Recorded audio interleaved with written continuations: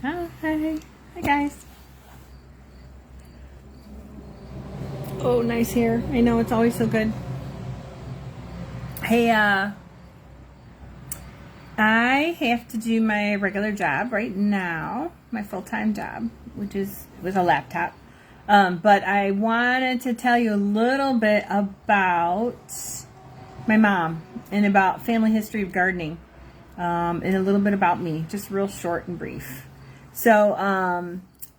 I'm just going to share a couple family things real quick, and then I got to get back to work.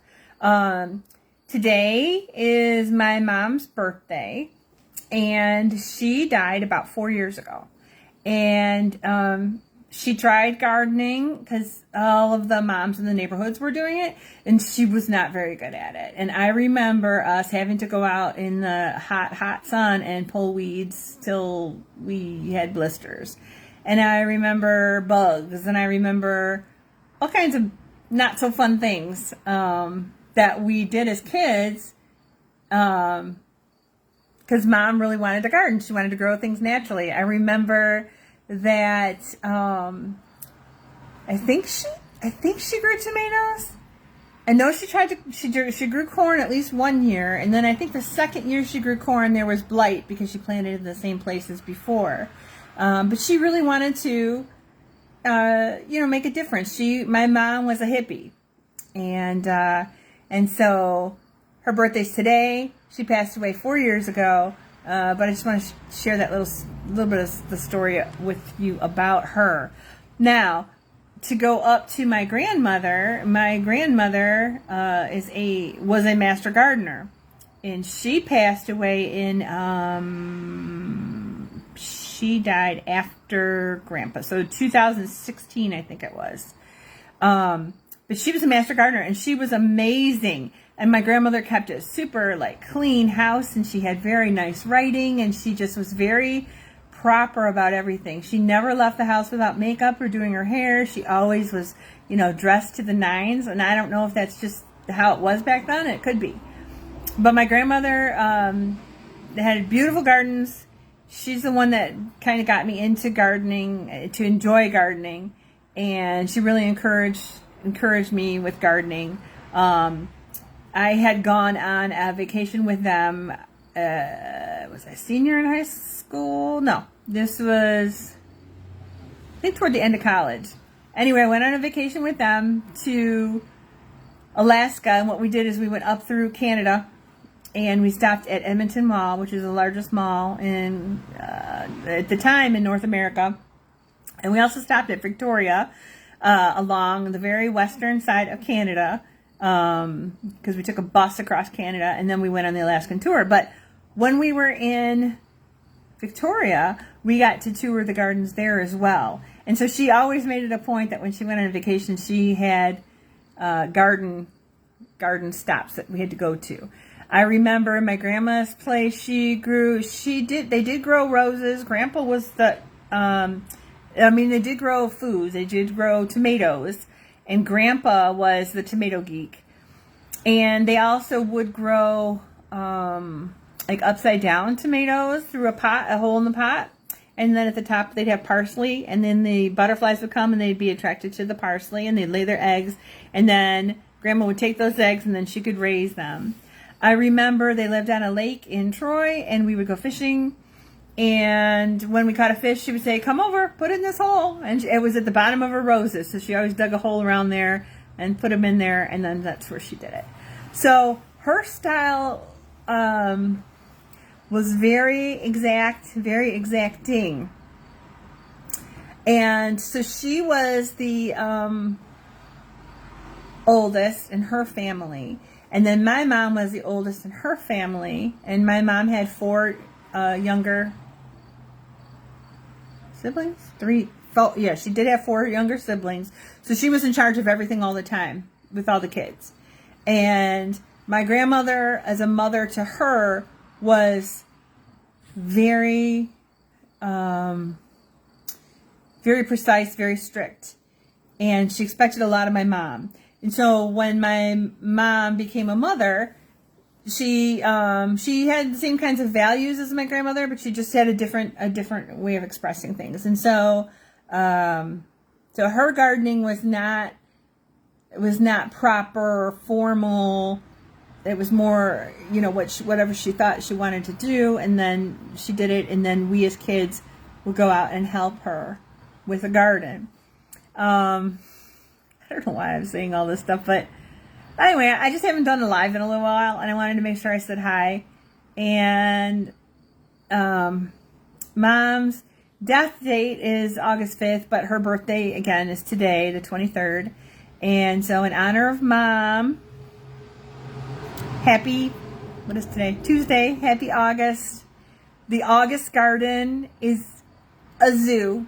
If I were to walk around with you with my garden, you'd be like, Tam, what is going on? And I'd be like, hey, it's an August garden. And Roots and Refuge, the girl at Roots and Refuge, like, I can't remember her name offhand, but she says the August garden does what it wants. And it really does. So, I mean, it's kind of messy and it's kind of ugly right now, but that's okay. It's doing what it wants. And we're still getting harvests as well. But if you know, okay, so coming down to me, I started gardening in a rental house because my grandma had gotten me going into like flowers and things like that. So I started collecting flowers. If I go to the nursery, I'd say, oh, I really like this one, and I'd bring it home. Had no idea what I was putting in where. And a lot of times it would die off, and I had to go back and buy a new one or buy a different one. But I was always like, oh, I like this one, and I like this one, and I didn't have any idea of design or like the basic gardening principles because I hadn't been trained formally. And I have a bachelor's degree in music education, so I can manage projects well. And then I got an associate's degree after that in health information technology, so in medical records. So now I know process and procedure pretty well. And so then I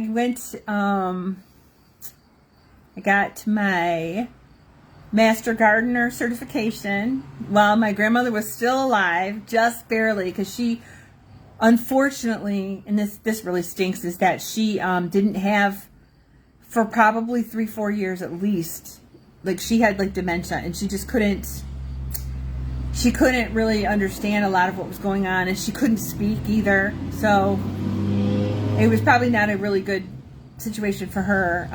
But when I got my Master Gardener certification, I did come to her place and I took a picture of the certification next to her with her just to say that, hey, yes, I did it.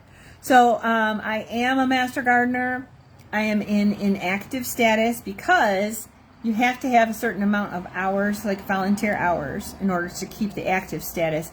And between my full-time job with my medical record stuff and the part-time business, I just, and living life and running the homestead and taking care of the flock and that stuff, I just don't have time to keep up the active status of Master Gardener. So I am a Master Gardener. My grandmother was a Master Gardener. My mother was a trying gardener. And whatever stage that you're in, wherever you are, it's good. It's fine. It's wonderful. Just the fact that you're even trying things is wonderful. And that you are, you're willing to say, hey, I don't know anything about such and such, so I'm going to grow something else. Or, so maybe I'll grow one of those and see how it turns out. Oh yeah, there's my books. I like books. I read all day long with the medical surgical coding stuff that I do. So for me, books are hard to get through because I'm reading all day long already. But you can also see right here, those are turkey feathers. These aren't ones I plucked from the turkeys, and I didn't we didn't slaughter them and eat them. We gave them away because they were a hassle, a headache. But these are feathers. I tried having turkeys with the chickens. It was a trial run. Let's see how it goes. The turkeys, I tried it to see what it was like. And there's a lot of different things that I'm trying in my gardens and outside and with different types of gardens and stuff. I want to try and see what works and what doesn't work. So like this year I learned that for next year's planting, I'm going to plant my pumpkins later in the year. And I'm going to start cucamelons earlier in the year at least. And I will plant one ground cherry plant, and it won't be in the raised kitchen garden bed. And I will label my seedlings better. So if I think I have cabbage, it's actually cabbage and not kale. So, I mean, these are things that like, I'm just trying because I want to see what happens. And then when I go to help you, or you want to grow a certain thing, maybe you want to grow a pumpkin or a watermelon and think you don't have enough space. Maybe you actually do. Or maybe you want to grow it and you really don't have enough space. And I can let you know, hey, listen, if you grow X plant, you really are going to need this much minimum space. Or you can get away with growing this plant if you grow it up a trellis. Or you grow like a sliding trellis, like an angle trellis, or whatever it might be. Or I might say, hey, don't pre-start your pumpkins. And I might say, if you're going to start seedlings for tomatoes and peppers, start them in mid-March. This is the time to start them. Or if you wanted to flip any of your beds for the fall food, then these are the plants you should use. Like, don't put in baby tomato plants right now, or don't put in baby okra. But yes, you could put in cabbage, or you could put in kale, or you could put in cauliflower or broccoli. And what you might have to do to protect your crops and protect your plants against the harsher weather. You might say, well, I want to grow carrots, but I don't know if it's going to work. And I might say, yes, do it now. It's a great time. And as the frosts come, add, 2-3 inches of mulch over the top of the carrots. And then you could just pull them when you want them during the winter time. We could have fresh carrots in the winter time. So through the generations of grandma and then mom and then myself and the experiences that I've had, is where I'm coming from to be able to help you. So I did get that Master Gardener certification, and I showed it to grandma, which she may or may not have realized what was going on, but that's okay. I knew what was going on. I got a picture, so that's okay. And then I also, a year ago, January,